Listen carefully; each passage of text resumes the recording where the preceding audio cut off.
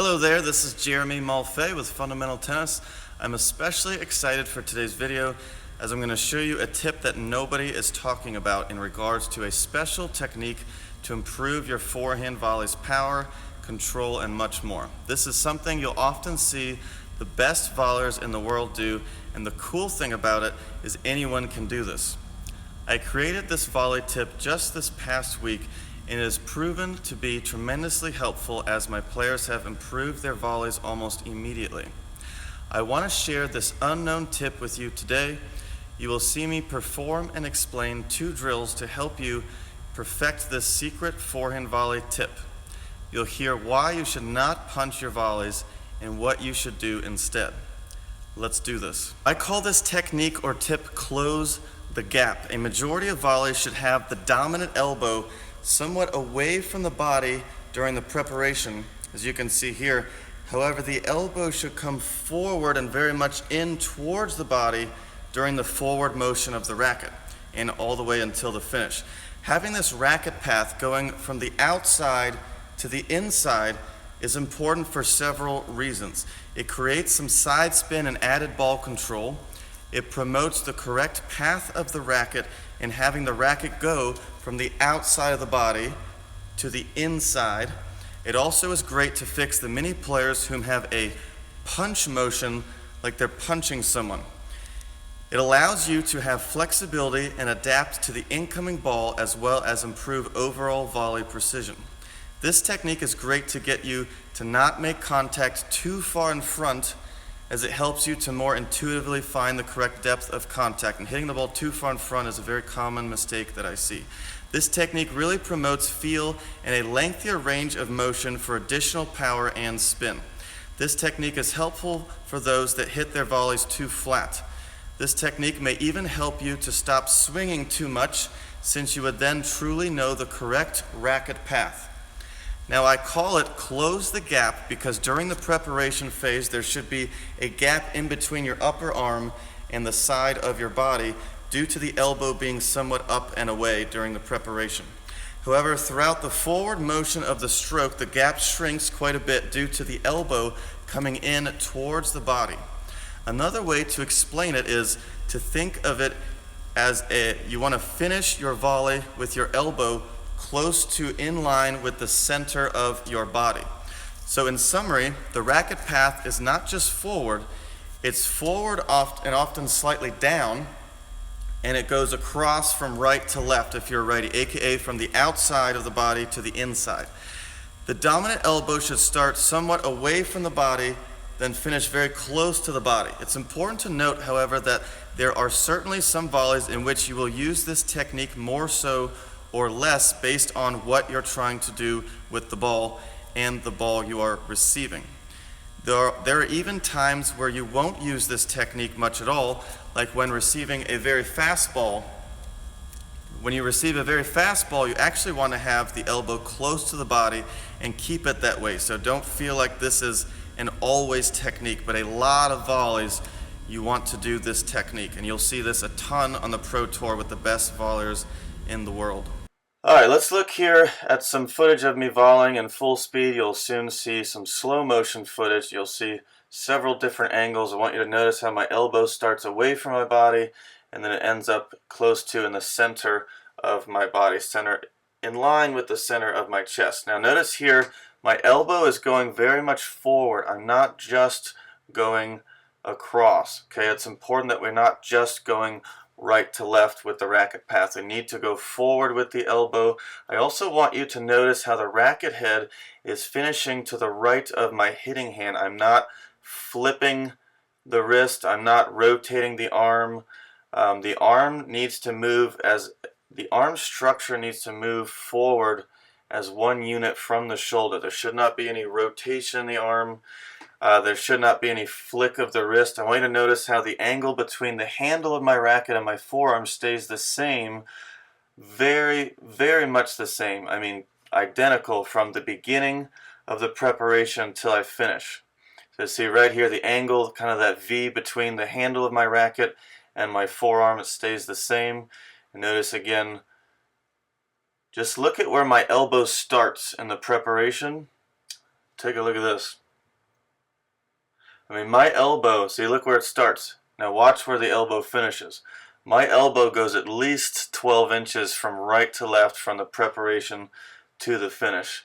Now, of course, how much the elbow goes across or how much you go from outside to inside with your racket path is really going to depend on the ball you're receiving, the height, speed of the ball, as well as what you're trying to do with the ball, where you're aiming. So once again, notice how I finish the volley with the racket head to the right side of my hand. I would never finish a volley with the racket head directly in front of my dominant hand. Once again, the angle between my forearm and the handle of my racket stay the same. You can see the right to left path of the racket by watching the racket as well as watching where the elbow starts and finishes. Now here is a drill to work on this technique. You're simply going to take the butt cap of your tennis racket, and after each volley you hit, you're going to bring the butt cap to the palm of your non-dominant hand, as you can see I'm doing here. Now, it's important that your non-dominant hand is in the right position. We want our non-dominant hand typically to be about in line with the center of our chest. So when you perform this drill, when you do each volley, whether you're doing in a rally or you're having a friend or a coach feed you balls, it's important that this left hand, or as a righty, this is my left hand, or your non-dominant hand needs to stay in line with your chest, and then you simply bring the butt of the racket towards the palm of your non-dominant hand. So each volley, left hand here as a righty, and I bring the butt of my racket towards my palm, of course, after I make contact. So check it out. Notice how this forces you to get this right to left racket path of the volley, which is what this video is all about. Now check this out here. You can see here I bring the butt cap of my racket towards my non-dominant hand. This allows me to get the correct racket path. Once again, it's important to note that I'm not moving my non-dominant hand towards my butt cap of the racket. I'm bringing the butt cap of my racket towards my non-dominant hand. So my non-dominant hand is just doing this the whole time. All right, and then the butt cap towards the non-dominant hand. I'll show you two more here. There we go. And I like to hold the finish and check the finish to make sure that I do it correctly. So that is that. Butt cap to the non-dominant hand. Don't move the non-dominant hand. Hold the finish, check the finish. The next tip or drill is one visual for you visual learners, and then a kinesthetic feel, what you should feel or do when you finish this volley for those of you that are more kinesthetic learners. Now, I want you to notice, the first one we're going to talk about is a visual. I want you to notice how the end of my volley, I finish with my dominant elbow close to the center of my body. This shows that I finished that left or right to left movement of the forward racket path on the forehand volley. So I want you to notice that I check my finish after each volley. I hold my finish, and all I'm doing is I'm looking to see if my dominant elbow is in line with, or at least close to in line with the center of my body. So let's check it out. I'm going to hold this finish for you here. You see that? So I check the finish, hold the finish, use a ball machine, have somebody toss you some balls, feed you balls. You could do it in a rally with a friend. Watch again. I simply hold my finish, and all I'm doing is checking to make sure that my dominant elbow is in line with the center of my body. Not quite the center, but it's going to be close to that. Last one here. You see that?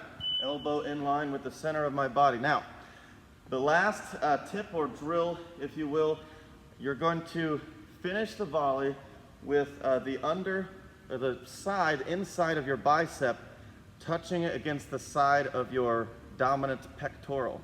Okay, so as a righty, I'm taking my right arm or the side of my bicep and I'm bringing it in towards my right side, my right pec. So check this out. This is a feel thing.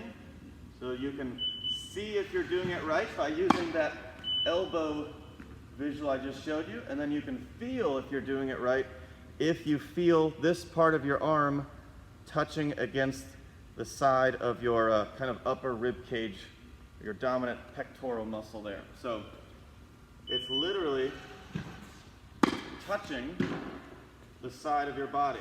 I take my arm here, boom. The side of your bicep goes into your dominant pectoral. Check the finish, hold the finish. You can check the elbow.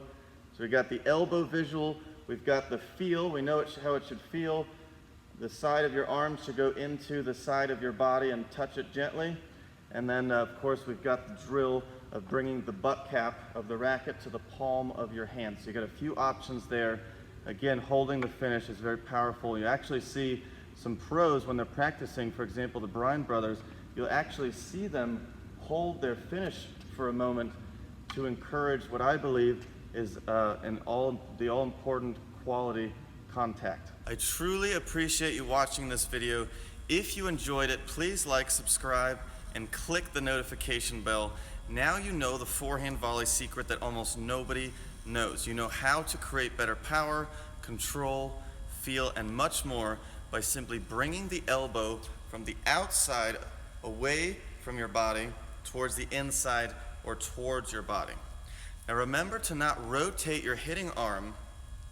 You want to simply move your arm structure from your shoulder, as you can see here. Also keep the angle between your forearm and the handle of your racket throughout the stroke, and remember the visual of finishing the volley with the racket head to the right of your hitting hand as a righty, as you can see I'm doing right now. Keep in mind the volley's racket path doesn't just go across, it goes on an arc forward, across, and slightly down usually, and don't forget the drills that I gave you to help you naturally adapt this new technique. Let's finally stop all the punching, unless you're boxing. Thanks again, and good luck.